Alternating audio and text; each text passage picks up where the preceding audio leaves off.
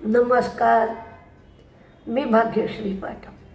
Market आणि मी हा सोप्या मराठीतून शेअर मार्केट समजावून सांगण्याचा माझा एक उपक्रम आहे. आज मार्केटने म्हणजेच मंगळवारी सगळ्यांचं मंगल केलं. 1400 पॉईंटची रॅली आज मार्केटमध्ये आली. कारण सकाळी एक बातमी होती की मेक्सिको, कॅनडा यांच्यावर जो टॅरिफ लावला आहे तो 1 महिन्यासाठी पुढे ढकलला आहे. म्हणजे त्याचा थोडासा क्लू मार्केटने घेतला का ट्रम्प काहीसे नरम झाले असं वाटलं, पण मार्केट तेजीत होतं आणि गिफ्ट निफ्टी दाखवत होता असं की साधारण सेन्सेक्स 500 पॉईंट तेजीत राहील. पण ती तेजी नाहीशी झाली नाही आणि तशीच कंटिन्युअस राहिली. या तेजीला बजाज फायनान्स, रिलायन्स अशा शेअरनी आधार दिला. एक FMCG वगळलं तर सगळ्या क्षेत्रामध्ये आज तेजी होती आणि विशेषतः बँक निफ्टीमध्ये चांगली तेजी होती. रिलायन्स ही तिच्या रिटेल आर्मच्या माध्यमातून टीरा हा नवीन ब्युटी प्लॅटफॉर्म लॉन्च करणार आहे. या प्लॅटफॉर्मवरनं आयुर्वेदावर आधारित skin care, body care, hair care आणि वेलनेस प्रॉडक्ट्स रिलायन्स ऑफर करेल. काही रिझल्ट आले.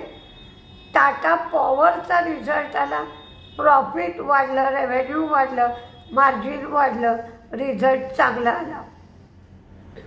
ग्लोबल हेल्थ त्यांचं प्रॉफिट वाढलं, मार्जिन कमी झालं. द्वारिकेश शुगर त्यांचं पण प्रॉफिट वाढलं, मार्जिन वाढलं. हिकलचं प्रॉफिट वाढलं, उत्पन्न किंवा आय म्हणतो आपण ती फ्लॅट राहिली. थर्मॅक्सचं प्रॉफिट कमी झालं, उत्पन्न वाढलं, मार्जिन कमी झालं. व्हर्लपूल प्रॉफिट वाढलं, उत्पन्न वाढलं, मार्जिन मात्र फ्लॅट राहिलं. आज डॉक्टर अगरवाल हेल्थकेअर याचं लिस्टिंग झालं. हे लिस्टिंग 402 रुपयाला NSE, BSE दोन्हीकडेही झालं. 412 रुपयापर्यंत शेअर गेला होता आणि त्यानंतर 370 रुपयापर्यंत शेअर खाली म्हणजेच मंदीत गेला होता. 30 रुपये मंदीत गेला. लार्सन अँड टुब्रोला पॅलेट आणि मिनरल मेटलसाठी DRI प्लांटकडून ऑर्डर मिळाली. ही ऑर्डर मध्य पूर्वेकडून आणि नॉर्थ अमेरिकन प्लांटकडून ही ऑर्डर मिळाली आणि ऑर्डर 1000 ते 5000 कोटीच्या दरम्यान होती. अल्केम लॅबला मुंबई GST अथॉरिटीकडून 70 कोटीची ऑर्डर दिली, म्हणजेच डिमांड नोटीस मिळाली. झायडस वेलनेस यांचं प्रॉफिट वाढलं, उत्पन्न वाढलं, मार्जिन वाढलं, रिझल्ट चांगला आहे. इरिस लाईफ सायन्स ERIS यांचं प्रॉफिट कमी झालं, रेव्हेन्यू वाढलं, मार्जिन कमी झालं. NTPCचा एक आर्बिट्रल मामला चालला होता. NTPCच्या विरोधात 1891 कोटीचा हा मामला होता. तर हायकोर्टाने त्यांना रिलीफ दिला आणि ही केस खारिज केली.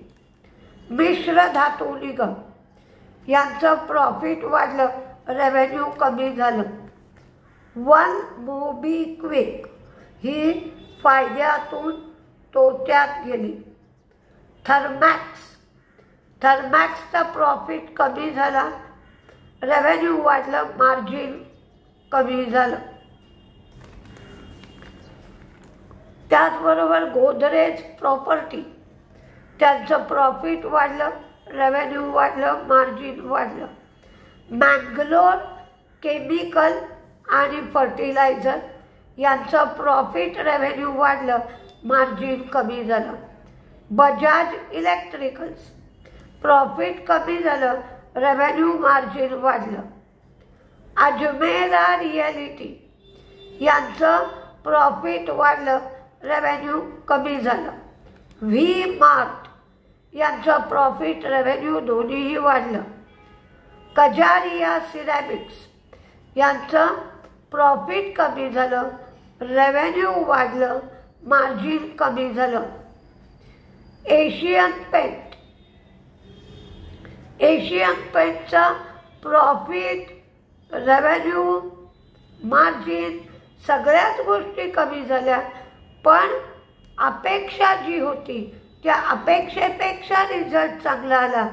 मार्केटने रिस्पॉन्स पण चांगला दिला, कारण त्यांनी सांगितलं डोमेस्टिक डेकोरेटिव्ह पेंटमध्ये ग्रोथ चांगली झाली आहे असं सांगता क्षणी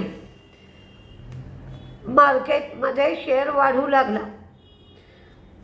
चीनने सांगितलं की आता अमेरिकेतून ज्या ज्या गोष्टी आमच्या देशात येतात, म्हणजे कोळसा, LNG याच्यावर 10% टॅरिफ आम्ही लावणार आणि क्रूड, शेतकी माल आणि ऑटो या सगळ्यावर ॲडिशनल 10%, म्हणजे एकूण जवळजवळ 25% ड्युटी आम्ही लावणार आणि ही ड्युटी 10 फेब्रुवारीपासून आम्ही लावणार आहोत. तर म्हणजे हालचाल सुरू झाली आहे. हम करे सो कायदा असं अमेरिकेला करता येणार नाही हे सगळ्यांनी दाखवून दिलेलं आहे. पण थोडासा या गोंधळामध्ये शेअर मार्केटचा गोंधळ होतोय. कधी मार्केट एकदम खाली जात आहे, कधी तेजीत जात आहे. पण ज्या दिवशी शेअर पडलेले असतात तर पडलेलाच शेअर दुसऱ्या दिवशी वाढत नाही, दुसरेच शेअर वाढतात. पडलेल्या दिवशीचा लॉट वेगळा असतो, वाढलेल्या दिवशीचा लॉट वेगळा असतो. त्यामुळे लोकांना फारसा फायदा मिळत नाही. फक्त पोर्टफोलिओतले एखादे शेअर जर काही वाढले असतील तर ते विकायला मिळू शकतात. आता दिल्लीच्या निवडणुका आहेत, त्याचे रिझल्ट म्हणून गोंधळ. RBIची पॉलिसी आहे त्याचा गोंधळ आहे आणि या टॅरिफचा गोंधळ आहे. तर आज ट्रम्प आणि नेतन्याहू यांची पण भेट व्हायची आहे. त्यामुळे युद्धासारखी जी परिस्थिती आहे त्याचाही परिणाम मार्केटवर होतो आहे. थोडंसं मार्केट करायला कठीण जात आहे, पण हेही दिवस जातील. आजच्यासारखे चांगले दिवस पुन्हा मार्केटला मिळतील असे आपण आशा करूया.